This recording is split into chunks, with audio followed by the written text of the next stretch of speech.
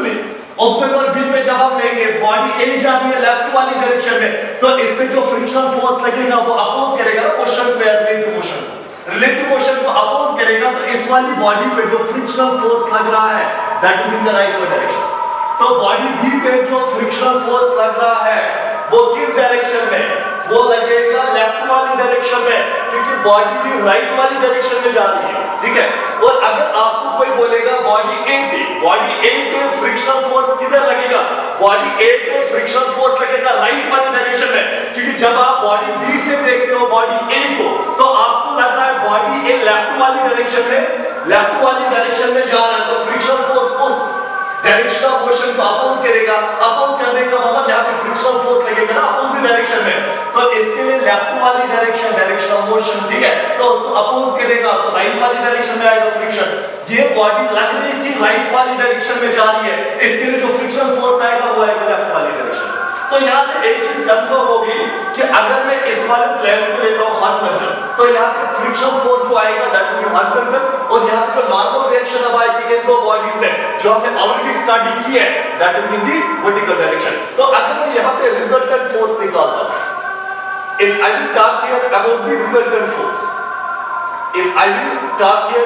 the resultant force, तो यहाँ पे रिजल्टेंट फोर्स दो फोर्सेस से बने।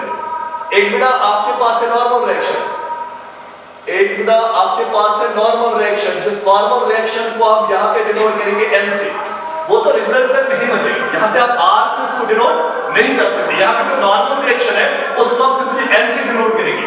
और रिजल्टेंट फोर्स में यहाँ पे और एक फोर्स भी आएगा that will be taken as the frictional force. तो यहाँ पे और एक फोर्स आएगा that will be taken as frictional force. इस फ्रिक्शनल फोर्स को सिंपली बेटा हम डिनोट करेंगे यहाँ पे F से। Are you getting? नाउ आपके पास अब कितने फोर्सेस हैं? दो। पहला फोर्स है नॉर्मल रिएक्शन जिसको मैंने n से डिनोट किया, and next force is that the frictional force जिसको मैंने F सब्सिक्वेंट में मैंने फिर से F लिया है, so that indicates that is the frictional force. तो आपके पास दो फोर्स है, one is the normal reaction, next is the frictional force. और यहाँ पे अगर आप रिजल्टेंट फोर्स निकालना चाहो, रिजल्टेंट फोर्स बिना यहाँ पे डिनोट किया जाएगा R से, ठीक है ना। अब फोर्स के लिए कल मैंने आपको बोला है फोर्स द वेक्टर क्वांटिटी। एक फोर्स यहाँ पे वर्टिकल डायरेक्शन में आप लोगे, this will be taken as the normal reaction vertical direction, ठीक। और दूसरा फोर्स जो आप लोगे यहाँ पे that will be taken in the backward direction sometimes. दूसरा फोर्स हम लोगे बैकवर्ड डायरेक्शन। ये जो फोर्स यहाँ पे आ रहा है it will be taken as the frictional force, और ये जो आ रही है यहाँ पे it's taken as the normal reaction. Normal reaction और फ्रिक्शनल फोर्स के बीच में जो यहाँ पे एंगल आएगा that will be taken as 90। यहाँ पे n के बीच में एंगल जो आ रहा है दैट्स टेकन एज 90। अब बिना आपके पास है दो फोर्सेस, एक फोर्स है आपके पास नॉर्मल रिएक्शन और दूसरा फोर्स है आपके पास that is the frictional force. अब इन दो फोर्सेस से जो रिजल्टेंट आएगा वो यहाँ पे बनेगा कंटैक्ट फोर्स, ठीक है ना, वो यहाँ पे बनेगा कंटैक्ट फोर्स। ऑलरेडी आपने एक चीज स्टडी की है कि अगर आप दो वेक्टर्स का रिजल्टेंट निकालोगे, सो आपके पास है दो वेक्टर्स, एक वेक्टर है आपके पास a वेक्टर और दूसरा वेक्टर है बेटा आपके पास b वेक्टर, और इनके बीच में जो एंगल है, इनके बीच में जो एंगल है suppose that angle is theta. तो यहाँ पे मैंने आपको सिखाया है पूरा कि यहाँ पे रिजल्टेंट कैसे लिया जाता है। तो यहाँ पे इनके लिए जो आप रिजल्टेंट लोगे that resultant may be written as under root of it's the magnitude of the resultant.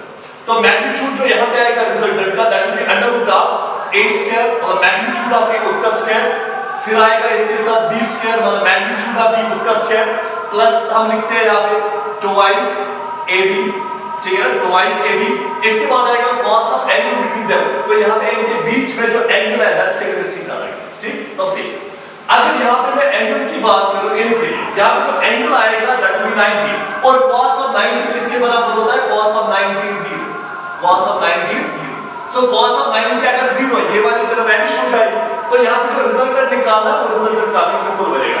Resultant यहाँ पे आप लिख सकते हैं ना ऐसे r will be under root of, देखो पहला है आपके पास a, लेकिन यहाँ पे a की जगह लेते हैं n, so I will write here a in place of a I will write n, तो यहाँ पे सिंपली आप लोगे n स्क्वायर। इसके बाद जो नेक्स्ट वेक्टर था यहाँ पे दैट इज b, तो b की जगह मैं लूंगा यहाँ पे फ्रिक्शनल फोर्स, तो फ्रिक्शनल फोर्स आएगा दूसरा फोर्स यहाँ पे, इसका स्क्वायर आपको करना है, मैग्नीट्यूड में ले रहा होगा। इसके बाद आएगा यहाँ पे plus 2ab then there is cos of theta, तो यहाँ पे हम ले सकते हैं ना cos of theta means cos of 90, ऐसे भी आप ले सकते हैं, ठीक। यूजुअली आप क्या करोगे, आप ये जो cos ऑफ 90 आ रहा है, ये जो cos ऑफ 90 आ रहा है ये 0 के बराबर है, तो मैं सिंपली ले सकता हूं ना रिजल्टेंट ऐसे √m² प्लस फ्रिक्शनल फोर्स इसका स्क्वायर, ऐसे हम दे सकते हैं रिजल्ट। तो यहां पे जो रिजल्ट निकलेगा दैट्स नॉर्मल रिएक्शन उसका स्क्वायर प्लस फ्रिक्शनल फोर्स उसका स्क्वायर। ठीक, ये तो मैंने मैथमेटिकली यहां पे दिखाया। अब अगर आपको यहां पे दिखाना हो कि कांटेक्ट फोर्स जो रिजल्टेंट बन रहा है वो कांटेक्ट फोर्स रिजल्टेंट किस डायरेक्शन में आएगा, तो उसके लिए आपको बेटा ऐसे जाना होगा following the parallelogram law of vectors. तो यहां पे जो रिजल्टेंट आएगा that will be given by the diagonal अगर आप पैरेललोग्राम लॉ यूज करोगे। ठीक है ना, तो रिजल्टेंट आपने निकाला, रिजल्टेंट का मैग्नीट्यूड ये मैग्नीट्यूड बेटा रिजल्टेंट का ये, ठीक है ना, इसका magnitude.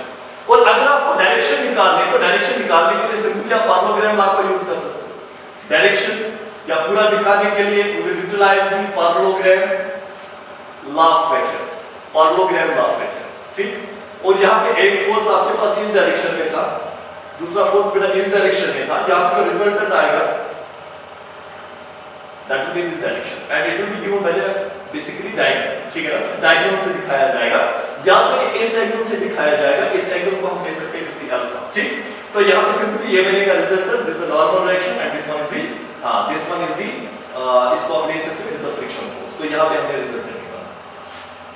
In other case you can also take resultant towards side, लेकिन उसमें हम दूसरी बॉडी को बिल्कुल ऐसे मतलब यही स्टेप्स वापस रिपीट करके दूसरी बॉडी के लिए भी आप जा सकते हो, नॉर्मल रिएक्शन और फ्रिक्शन फोर्स को लेके, नॉर्मल रिएक्शन और फ्रिक्शन फोर्स को लेके वहां पे आप इन्वॉल्व कर सकते हो। ठीक है ना, तो ये था यहाँ पे कांटेक्ट फोर्स, जहां पे मैंने कांटेक्ट में पहले तो फ्रिक्शनल मतलब फ्रिक्शनल फोर्स को नेग्लेक्ट किया या तो फ्रिक्शनल फोर्स वहां पे था ही नहीं, और दूसरे केस में हमने फ्रिक्शन फोर्स को लाया। जब आप फ्रिक्शन फोर्स को लाते हो वहां पे जो रिजल्टेंट है that's not only due to the normal reaction, वो वहां पे नॉर्मल रिएक्शन और फ्रिक्शन फोर्स दोनों से आता है। ठीक, और अगर आप पहले केस में चेक करोगे वहां पे फ्रिक्शन फोर्स एब्सेंट, तो इस वाले केस में भी अगर फ्रिक्शनल फोर्स एब्सेंट हम ले लें तो ये वही देगा, यानी r = m² + 0², so that indicates r का वैल्यू शायद m के बराबर आएगा। तो फिलहाल के लिए ये जो केस है ये है मतलब फ्रिक्शन फोर्स हमने यहां पे इन्वॉल्व किया, और अगर मैं इसको लिंक करूं पहले केस के साथ, वहां पे आपने फ्रिक्शन फोर्स को नेग्लेक्ट किया था, लेकिन इस वाले केस में आपने फ्रिक्शन फोर्स को लाया है, और यहां पे या तो इंटेंशन होगा मोशन का या तो डेफिनेटली आप बॉडीज को मोशन में ले रहे हो। लेकिन मैंने जो एग्जांपल दिया है यहां पे डेफिनेटली आप देख रहे हो there is the difference in the velocities of the bodies.